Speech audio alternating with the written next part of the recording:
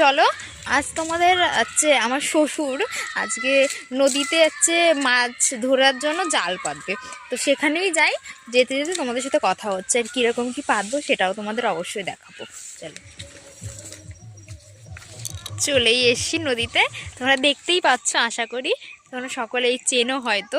আমার শ্বশুর এখনো এসে পৌঁছায়নি, ডোঙা আনতে গেছে। তোমরা অবশ্যই ডোঙা অবশ্যই চেনো। ডোঙাটা আনলেই আমরা হচ্ছে মাছ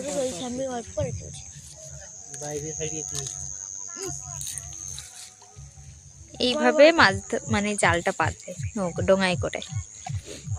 এইভাবে গিয়ে এইভাবে যাবে, ওই পারে গিয়ে ওইদিকে গিয়ে জালটা পাতবে। চলো, যখন ওই পারে যাবে জালটা পাতা হবে তখন তোমাদের কাছে আবার দেখাচ্ছি। অ্যাকচুয়ালি আমাদের তো এই ফোন, ওই জন্য অতটা জুম করেও বোঝা যাচ্ছে না, তোমরা সবাই বুঝে নিও।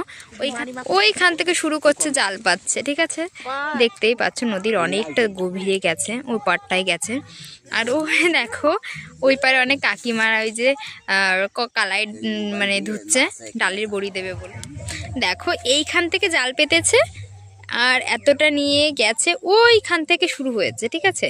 এবার ওইটা ওই পার থেকে হচ্ছে ওইখান অব্দি জাল পাতবে। তারপরে চলো কালকে সকালে তোমাদের মাছ ধরে অবশ্যই দেখাবো। দেখো তোমাদের তো দেখানোই হয়নি, আজকে এই মাছগুলো ওই যে জাল পাততে গেছিলাম কাল, সেই জালে বেঁধেছে।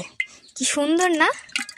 জিওল মাছ এগুলো, অনেকটা মানে অনেক বড় বড় জিওল। দেখো আজকের আমার ফার্স্ট টাইম ব্লগ বানানো হলো। যদি তোমাদের এই মাছের জমি ক্ষেতের ভিডিও ভালো লেগে থাকে তাহলে কিন্তু অবশ্যই বলো, সাবস্ক্রাইব করো, লাইক করে দিও, তাহলে কমেন্ট করে দিও, আমি কিন্তু বুঝতে পারি।